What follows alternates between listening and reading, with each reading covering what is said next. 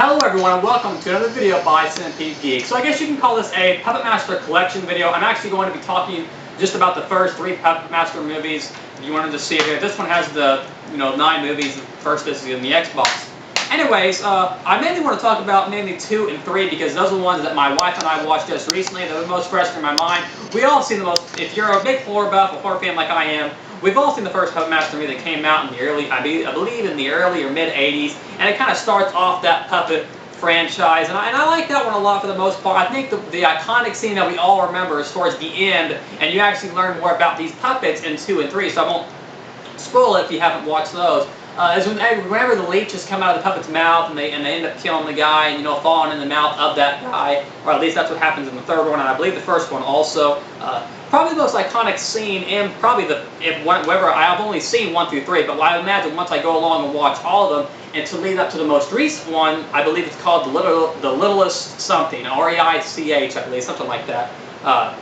So I believe that's probably the most iconic scene. Now, as far as 2 and 3 go, for some reason, Puppet Master 2, just the whole... Now, I know if I compare it to this movie, I'll probably get some bad comments or whatever, but if you want to compare it to The Conjuring, and I only say that because of the paranormal investigator vibe that it has, with these guys going there, and in the Conjuring case, they're going there looking for the ghost. Well, the same thing in the Puppet Master. They're going and they're looking for these puppets, trying to find out what possesses these puppets, what's bringing them to life. When they end up finding, they kill this first puppet, they take it apart, see it doesn't have any motors, and they say, okay, it must be some sort of chemical engine or something. Some sort of chemical is keeping these things alive.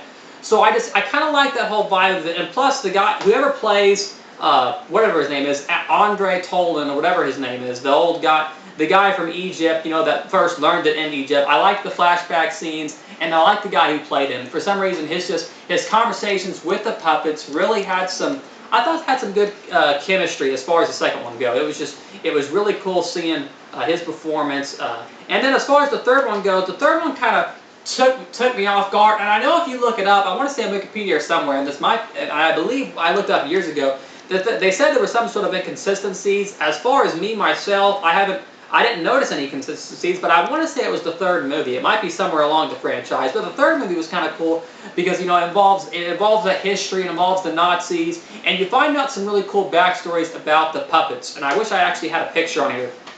It doesn't show his backstory, but it does show this main one here with the hook and the blade. He actually ends up being, I believe, one of the main Nazis in it. He makes a puppet in his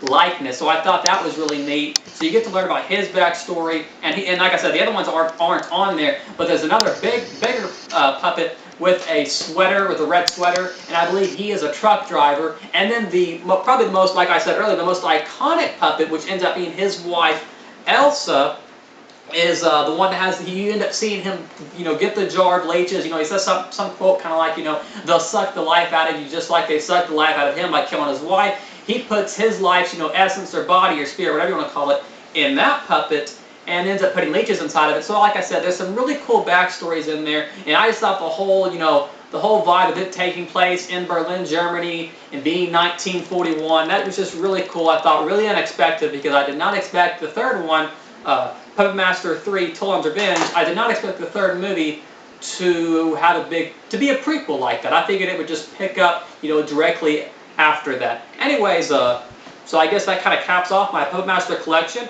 Maybe here in a week or 2 or a month or so from now, I'll talk about the fourth one. I guess the fourth one has some sort of menacing, terrifying, gremlin-like creatures. I guess they face off with them, so I think that's kind of neat. Maybe it'd be like Gremlins meets the Puppet Master. It's kind of a neat concept with Gary Busey. Anyways, or Gary Busey's the evil ball and Ginger Dead Man. Excuse me. Anyways, that's about it. I would have to rate these first 3 Puppet Master movies probably straight 5 out of 5 because I really enjoyed them. Anyways, thanks for watching. Make sure to subscribe.